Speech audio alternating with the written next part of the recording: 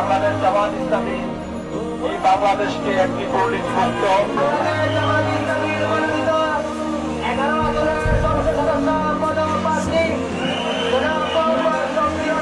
চট্টগ্রাম ১১ বন্দর ফতঙ্গা আসনে পাল্লা প্রতীকে সংসদ সদস্য পদপ্রার্থী মোহাম্মদ শফিউল আলমকে ঘিরে দিন দিন বাড়ছে জনসমর্থন।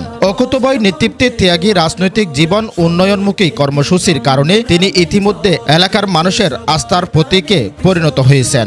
দলের চাইতে বড় হচ্ছে যে আমি এই এলাকার সন্তান, এলাকার ভাই হিসেবে আমাকে একটা ভোট দিবেন, তাহলে এই এলাকার সমস্যাগুলো সমাধানের ক্ষেত্রে এই এলাকার সন্তান হিসেবে আমি বেশি আন্তরিক থাকবো। প্রচারণাকালে বিভিন্ন পথসভা গণসংযোগে মোহাম্মদ শফিউল আলম বলেন, বন্দর পতঙ্গাকে একটি আধুনিক, নিরাপদ, উন্নত জনপথ হিসেবে গড়ে তোলাই তার এই নির্বাচন। তিনি ভোটারদের উদ্দেশ্যে ন্যায় বিচার, শোষণ ও ইনসাফ ভিত্তিক প্রতিষ্ঠার অঙ্গীকার ব্যক্ত করেন।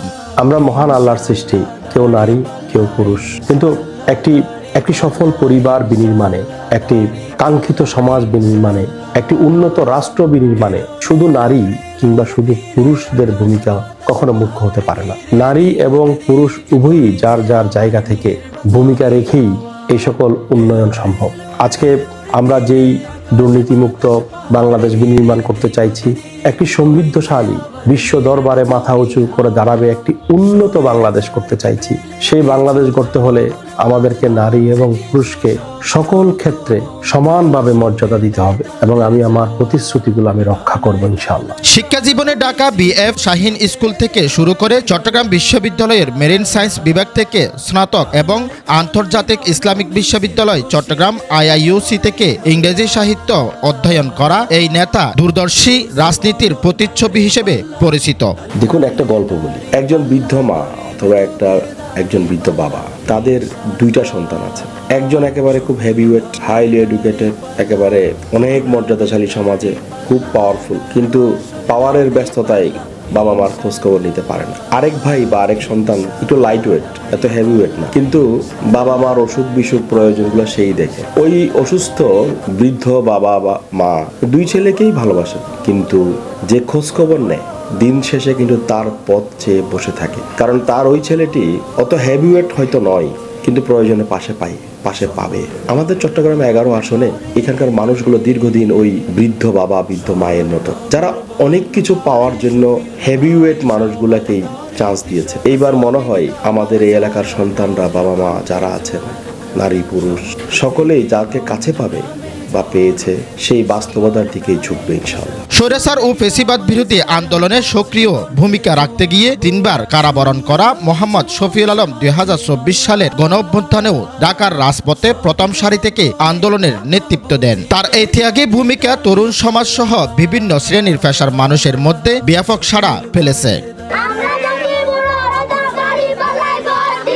চট্টগ্রাম সিটি কর্পোরেশনের 37 নম্বর ওয়ার্ডের কাউন্সিলর থাকাকালীন জলবদ্ধতা নিরসন, সড়ক উন্নয়ন, নাগরিক সেবা নিশ্চিত করে তিনি নিজেকে একজন সফল জনপ্রতিনিধি হিসেবে প্রমাণ করেছেন। এলাকাবাসীর ভাষ্যমতে তার নেতৃত্বে ওয়ার্ডটি একটি মডেল ওয়ার্ডে রূপ নেয়।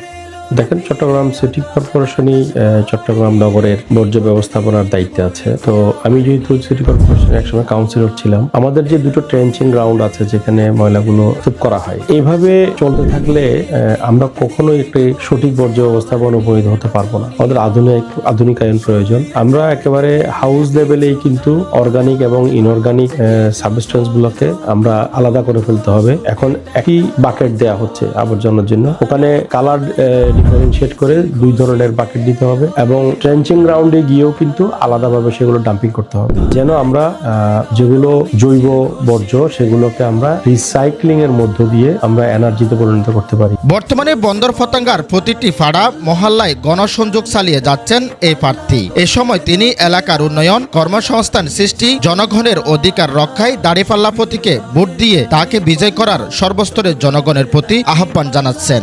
সকল ধর্মের, সকল দলের মানুষের বসবাসযোগ্য একটি মানবিক বাংলাদেশ গড়ার জন্য আগামী 12ই ফেব্রুয়ারি দাঁড়িপাল্লায় ভোট দিয়ে নির্বাচিত করার জন্য উদাত্ত আহ্বান জানাচ্ছি। স্থানীয়দের মতে মোহাম্মদ শফিউল আলমের জনপ্রিয়তা ও মাঠ পর্যায়ে শক্ত অবস্থান চট্টগ্রাম 11 আসনের নির্বাচনী সমীকরণে নতুন মাত্রা যোগ করছেন বলেও মনে করছেন অনেকেই। জামাল উদ্দিন জাহেদ, চট্টগ্রাম।